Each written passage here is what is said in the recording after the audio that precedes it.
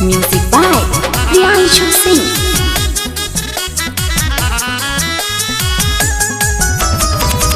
पहिले के याद बड़ी पड़ता हो, सोच के करे जावल जरता हो, सोच के करे जावल।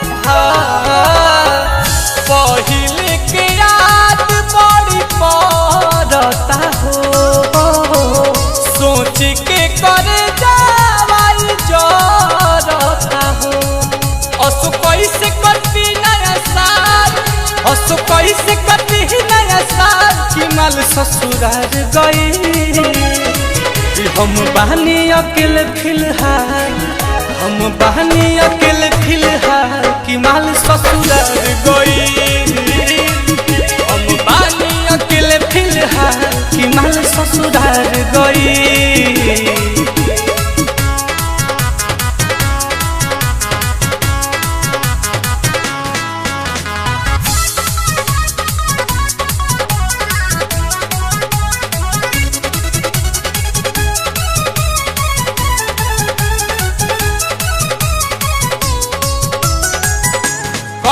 के करा से मिट्टी दीही के करा के गिरीटी कि पिया तनी बियर रे बसड न्यू ईयर रे बसड न्यू ईयर रे। करी के करा से मिट्टी दीही के करा के गिरीटी कि पिया तनी बियर रे बसड न्यू ईयर रे।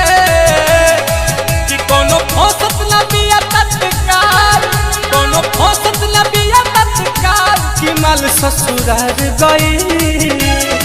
कि हम बानी अकेले फिलहाल, हम बानी अकेले फिलहाल कि माल ससुराल गई।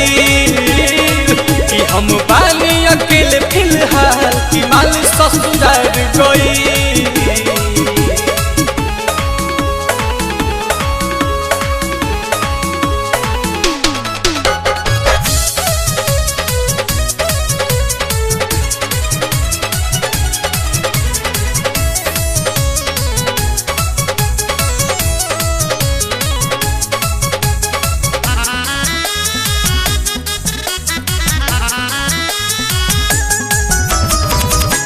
दर्द में सो न सकेंगे, किसी के हो न सकेंगे। कि दिल बड़ी जरल बा, कि बहुत अखरल बा, कि बहुत दर्द में सो न सकेंगे, किसी के हो न सकेंगे। कि दिल बड़ी जरल बा, कि बहुत अखरल बा। नील कोमल बारूद बा बेहाल, प्रियांशु रोशन बा बेहाल कि माल ससुराल गई। हम बहनी अकेले फिलहाल, हम बहनी अकेले फिलहाल कि माल ससुराल गई। कि हम बहनी अकेले फिलहाल कि माल ससुराल गई। पहिले के याद बड़ी पड़ता हो, सोच के करे जावल जरता हो। असु कैसे करती नया साल, असु कैसे करती नया साल कि माल ससुराल गई। हम बहनी अकेले फिलहाल, हम बहनी अकेले फिलहाल कि माल ससुराल गई। हम बहनी अकेले फिलहाल कि माल ससुराल गई।